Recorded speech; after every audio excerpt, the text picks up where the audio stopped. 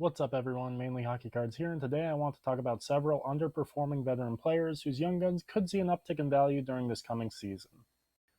Normally I'm more interested in younger players, but it did occur to me that there are plenty of older players whose career trajectories have trended downwards for the past season or two. However, I still think there is value to be had in these players. The names on this list are riskier investments, and investing in these players could be completely hit or miss. However, with high risk comes high reward. Please do your own research before investing, and I'm curious to hear of other veterans that may be underperforming, but have potential to be solid investments or actually complete busts.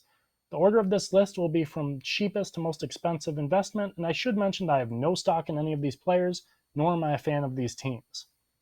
Starting things off, we have Max Domi. Since Domi's best season in 2018-19 in Montreal, scoring 72 points in 82 games, the 26-year-old's play seemingly keeps getting worse and worse. In his first year with Columbus, he put up a lackluster 24 points in 54 games and also set a career high in penalty minutes with 75. To make things even worse, he was also a healthy scratch on multiple occasions. Ouch. Perhaps the departure of head coach John Tortorella, Domi being in a contract season, those things will change the outlook of his career going forward. Next, we have two guys, both centermen on the same team, being paid $8 million each. I thought I'd group them together as they both desperately need rebound seasons. The two combined for a total of 35 points last season as the 1-2 punch on their team down the middle, which is, quite frankly, horrible. They are none other than Matt Duchene and Ryan Johansson, both very skilled players. I still think these guys have gas left in the tank, but they really need to get their acts together and put forth the effort. Right now, they are more baggage than assets, and with added pressure from other centers on lower lines, I'd be hard-pressed to think that they can both have a mutually bad third season in a row, but it isn't completely out of the question. Next, the $10 million man, Sergei Bobrovsky, has 5 seasons left on his contract for a Florida Panthers team that seems to have a really well put-together lineup and a goalie that looks like he's elite.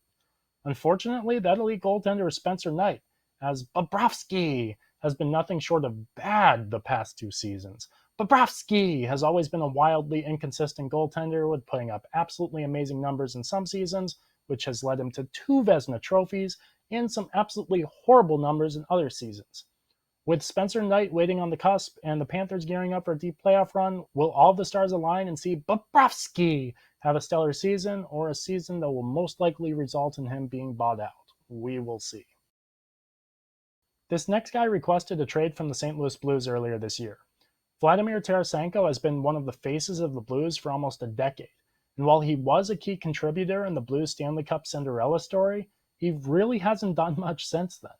He has had some injury problems, I'll give him that, but the fact of the matter is that he has only scored 9 goals and a total of just 26 points over 42 games in the past 2 seasons, a far cry from the winger that he was 3 seasons ago. If Tarasenko isn't moved by the start of this season, he's going to have to find his former elite level of play to get out of St. Louis, especially with a hefty $7.5 million contract. I don't think he's washed up, but he may need a change of scenery, just like the also 29-year-old next player. Finally, the former number 1 overall pick and 2017-18 Hart Trophy winner Taylor Hall just signed a sizable contract with the Boston Bruins for 4 years. Hall is coming off a career worst season with 33 points in 53 games. He did have 14 points in 16 regular season games since being traded to the Bruins, but ultimately fell short of expectations in the playoffs, though he did look really good with David Krejci, who just left for Europe. Hall will most likely be playing on a solid second line for the Bees and will play first power play minutes with arguably the best power play in the NHL. I'm not saying we're going to see a Hart Trophy Taylor Hall this season, but we are going to see a guy that very well could go a point per game and completely revamp his career. Again, the names on this list are all high risk for one reason or another, whether it be because their prices are high and they're on the older side, or their prices are low but their production is abysmal. Please do your own research before investing in any player. Let me know in the comment section below who else deserves to be on this list.